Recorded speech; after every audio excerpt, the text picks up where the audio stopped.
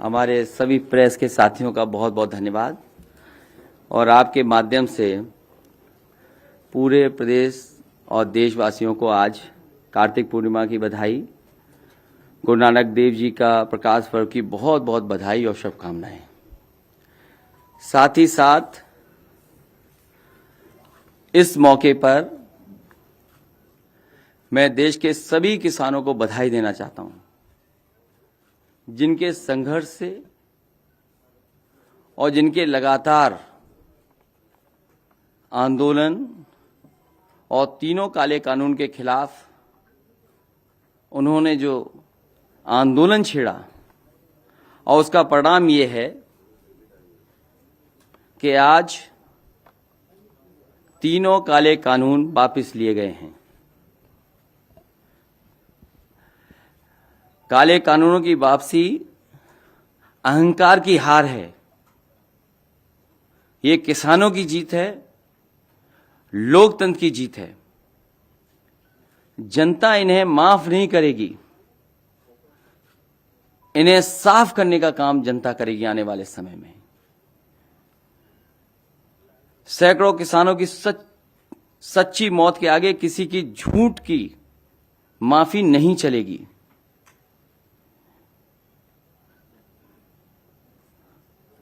जो लोगों ने माफी मांगी है वो लोग हमेशा के लिए राजनीति छोड़ने का भी वचन दें।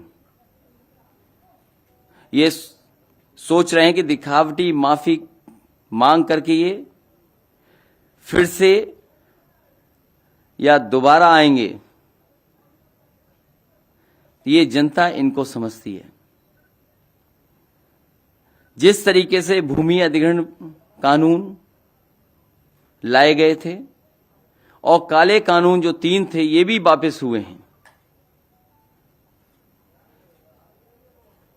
किसान हित में तो हुए ही हुए हैं, लेकिन कहीं न कहीं सरकार चुनाव से डर गई है और वोट के लिए कानून वापस हुए हैं। उनकी नजर में किसान नहीं है। और किसानों को कितना अपमानित किया, किसानों को कितना अपमानित होना पड़े, क्या क्या नहीं सुनना पड़ा। जिन शब्दों का इस्तेमाल किया गया कोई कल्पना नहीं कर सकता कि अन्नदाता के लिए ये शब्द भी इस्तेमाल किए जा सकते हैं।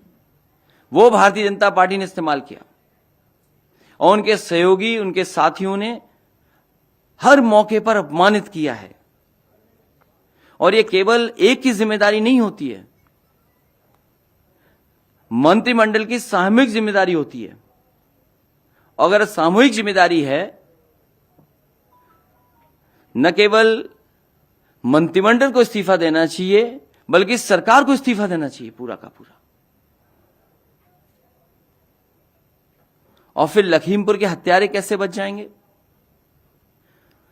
यह सरकार की जिम्मेदारी बनती है। जहां इतनी माफी मांगी गई, कानून को वापस ले लिया गया है, वहीं यह भी तो जिम्मेदारी सरकार की बनती है कि जिस मंत्री पर आरोप है वो मंत्री अभी भी मंत्रिमंडल में है।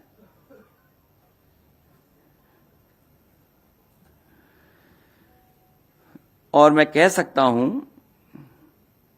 कि सपा को जो समर्थन मिला और जिस तरीके से पूर्वांचल की जनता, किसान सड़कों पर नजर आए,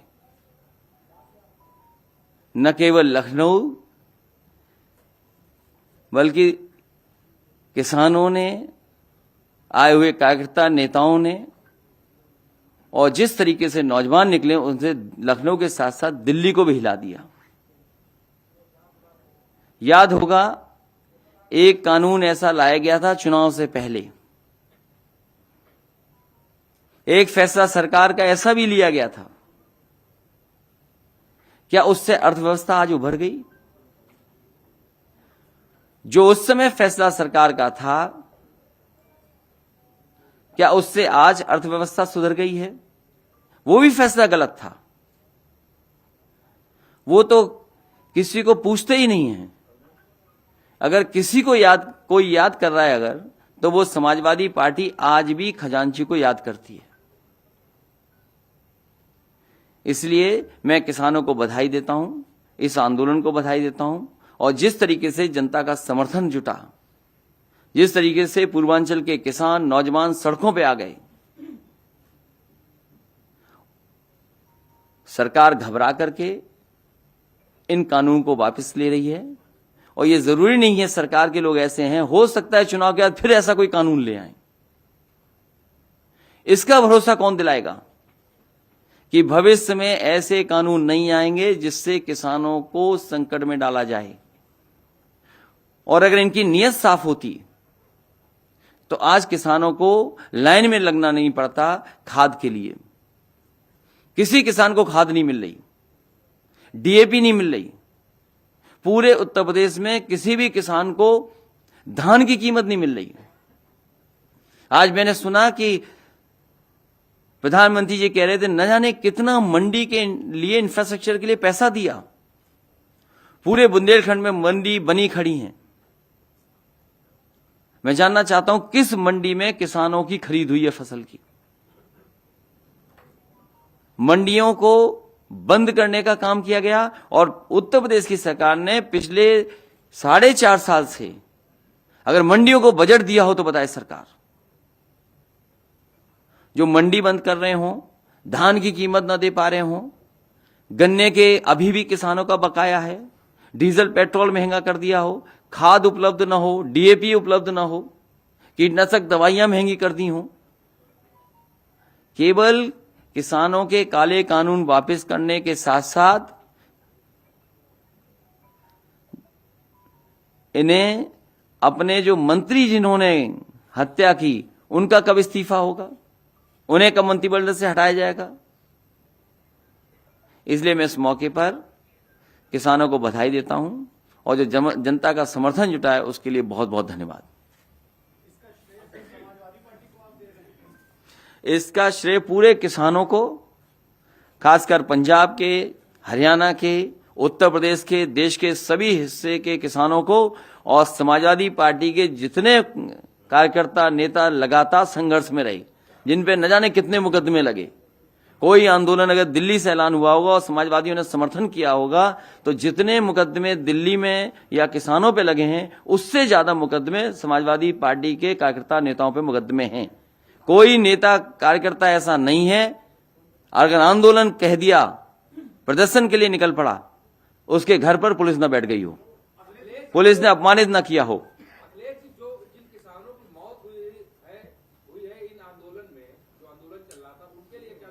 सरकार को मदद करनी चाहिए। जो बड़ी संख्या में किसानों की जान गई है, सरकार आए, केंद्र सरकार उनकी मदद करे। क्या किसानों को भी आंदोलन खत्म कर देना चाहिए? अभी उनका फैसला किसानों पे, लेकिन समाजवादी पार्टी की मांग है कि एमएसपी कब लागू होगा, उसके लिए कानून कब बनेगा।